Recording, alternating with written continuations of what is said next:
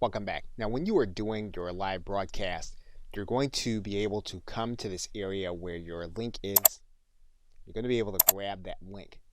Now, this link will embed the stream inside of your social media accounts. And you'll want to do this in a certain way for Facebook in particular.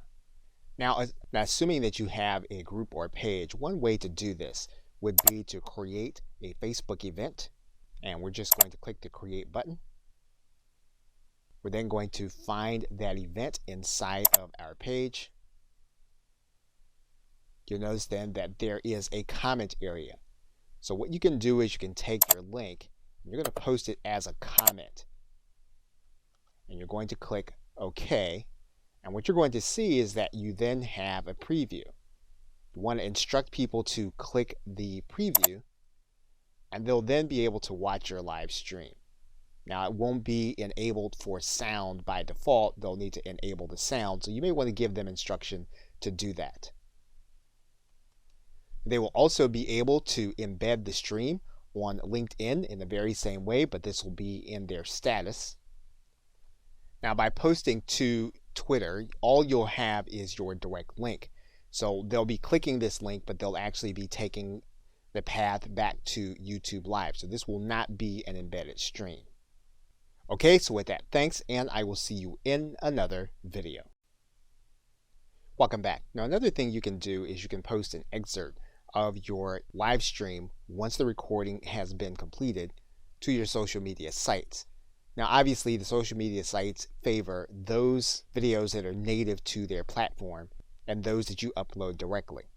So what you're going to do is you're going to go inside of your Creator Studio.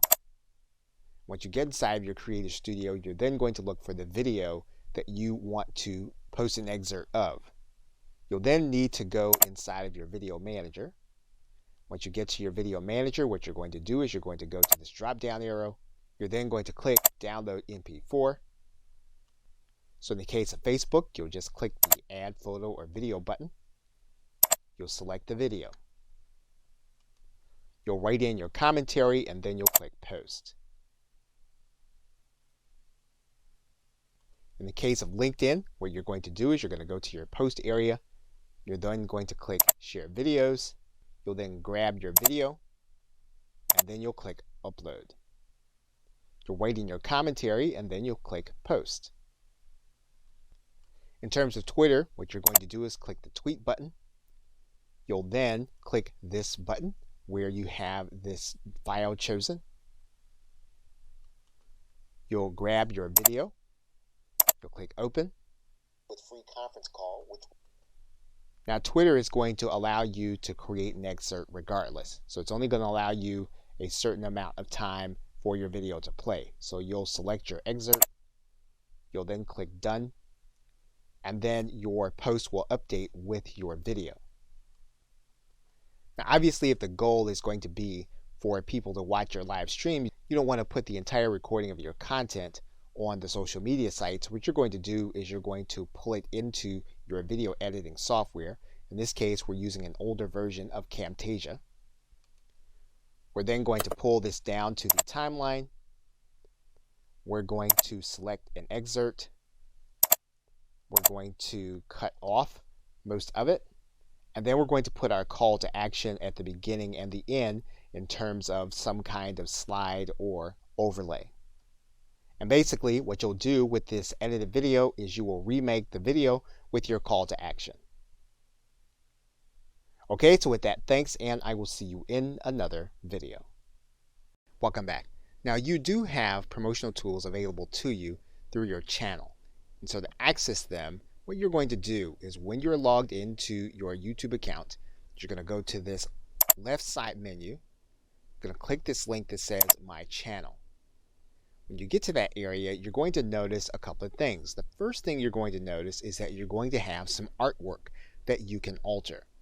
So what you're going to do is go to the right side and you're going to see this pencil and you're going to click on it. You're going to click this link that says Edit Channel Art. Now basically then you have a recommended channel art size.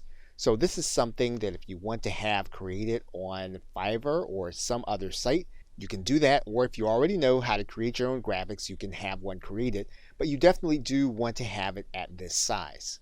Now, for the sake of this video, we're just going to select a random photo.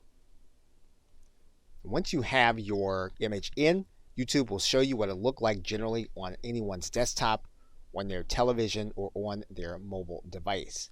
You can click this link that says adjust the crop so that you'll be able to see how you can structure the view. You'll then have an image on your channel. Now, one thing you can do is you can have your image created with a call to action on the actual image.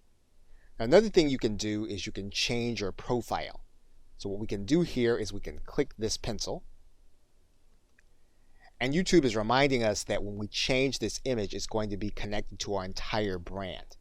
So what we're going to do is we're going to click Edit. And we're going to find the photo that we want to use. Once we have our photo, we'll then click Done. We can then return to our channel.